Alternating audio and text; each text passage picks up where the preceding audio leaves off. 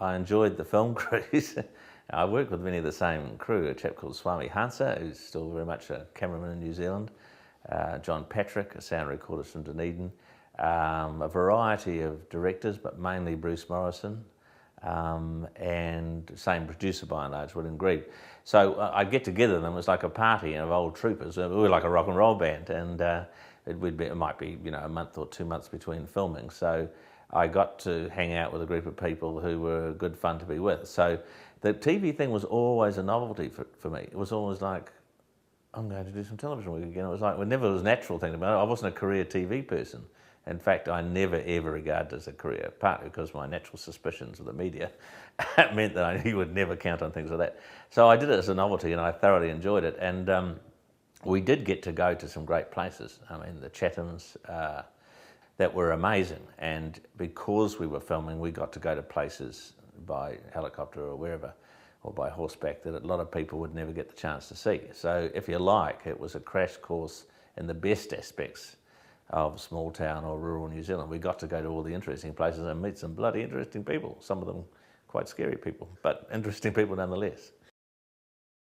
Well, I certainly have never forgotten going to meet the Rastas up on the East Cape, because I'd lived in Gisborne, and there'd been a court case where 6 cops were charged with threatening a so-called prophet of the Rasta movement called Diesel Maxwell, whose mates had burned down a few farmhouses, and they'd even decapitated one of their own members up on the sacred mountain, Hekurangi.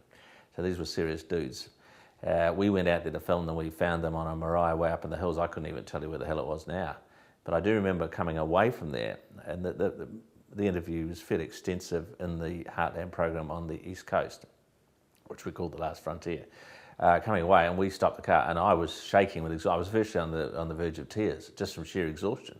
Before I even got up to that marae, I was in the pub on my own in Ruatoria, having a drink. The crew had gone to bed, and a young fella gets up and does a full-on haka right in front of me. The whole pub stopped, and it was face-to-face. And I knew enough not to flinch, and we were nose-to-nose, face-to-face, and the whole pub just went deathly quiet, and this fella went into this full-on thing. But, once I thought it was all or nothing here. I can't afford to flinch. Anyway, so I stayed there, and it was fine. After that, everyone's buying me beers, the job's right. But that was a very tense period, and a very exhausting one. Because Sean Duffy, the distinguished Heartland director and actor in his own right, might be watching this one day. I remember a brilliant moment where we're having lunch, and we're supposed to go out on a ferry. No, it was a tugboat at Littleton Harbour, and all the crew are waiting on the tugboat, but we hadn't had lunch, and because we were stout union men, we decided we had to have lunch. We'd been working a number of hours that morning filming a Heartland program on Littleton. Anyway, of course, Sean's the director, and he's pacing up and down, wants us to finish lunch and get down on the wharf. So I don't know whether it was the film guy, the cameraman, or the sound of it. Somebody came up with this brilliant and said, "Oh, Sean, there's a message for you down there. Would you go down to the wharf and shout up at the guys on the tugboat and tell them you've had this message, you need to get in touch?" So he goes down there, it's a true story, and he stands on the wharf. There's all these seamen hanging over the boat, all hard cases. And Sean, because we gave him this false message, stood up and goes, "Excuse me, I've got a message to speak to Stoker Hontus. Is Stoker Hontus up there, please?" Now, those are the golden moments, those are the stories that I remember. That was with Sam Hunt. There were some amazing moments because, in fact, some of it's captured on the film. We I think we ended the tour at the Sheraton Hotel in Auckland, which was the #1 hotel.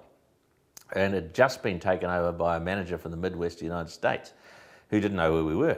And we'd never met him. And we arrive in Sam's Chrysler, get out, and he comes out with a top hat on, and his wife from the American Midwest. He must have thought we were some international entertainers, or certainly people of note, because they sold the place out. They got 800 people there.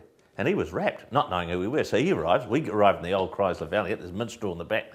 Sam opens the door, 2 beer bottles fall out in front of him with his top hat on. You could see the look of horror on his face. He was thinking, who the hell are these people?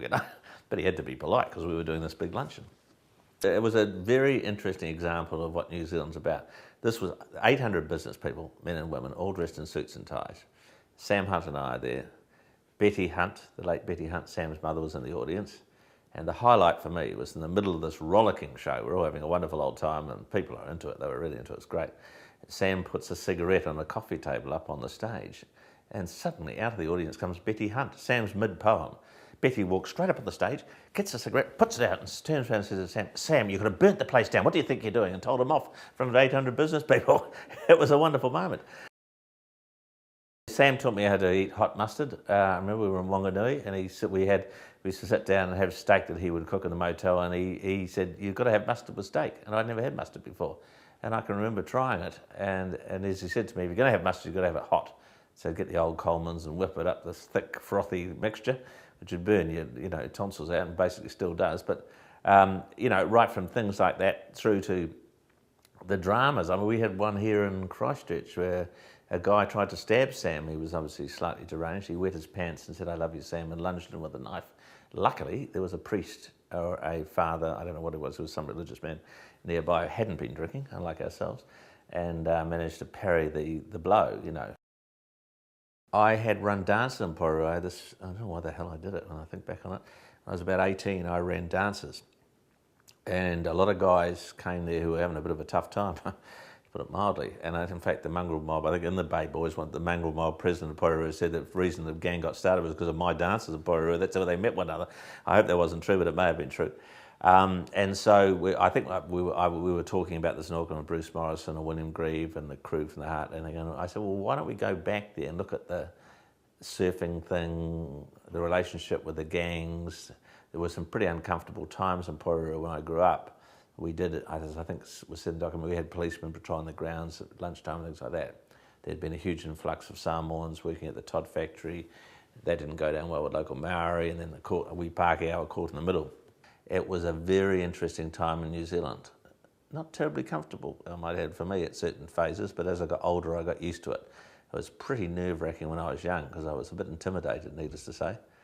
But fortunately, because of surfing, I got more confident in my own physical abilities and could sort of hack the pace with the rest of them and join the first 15 and all that sort of stuff.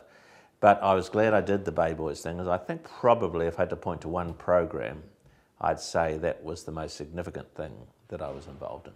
I loved doing McCormick Country with that whole Kiwiana set, and it was priceless. It was brilliant, brilliantly done. The guy who did all that design is no longer with us, unfortunately, but brilliantly done.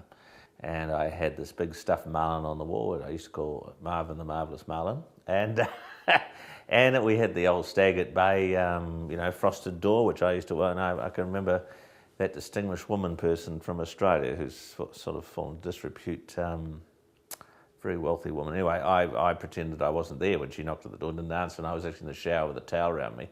And we had a shower running, and I actually did the introduction in the shower and said, oh, I'm running late, and rushed out with a towel around my waist, this very distinguished woman. She was married to Holmes à Court. I can't remember her name. But anyway, she was at the time very much up, and she was in every woman's magazine in Australia and New Zealand, and I met her at the door dripping wet with the towel around me, which was an unorthodox way to start an interview program, but it worked, and that was the great thing about it. So I'm glad, in hindsight, that even though of the management bureaucracy failings, that we had the chance to have a bit of fun with that for a while. The other day, a bloke comes up to me and says, Midge, how are you? Presumably you mean Midge Marsden. And I go, I'm not Midge. He goes, go on, you are too. I go, no, mate, I'm not Midge Marsden at all. He goes, oh, yeah, I know, yeah, of course you are. So at the end of it, after about 5 minutes of useless argument, I said, yeah, I am Midge, you're quite right. He said, so when are you doing your next concert? I said, oh, a couple of weeks time, I had the blues band down here, and on that, we parted on good note. But I do find there's a wee bit of confusion in some people's minds about my generation of people, whether it be that I'm Tim Shadbolt, that I'm Sam Hunt, that I'm Midge Marsden, whether I'm Hammond Gamble. I haven't been mistaken for any women TV presenters so far, but that's about as far as it's gone.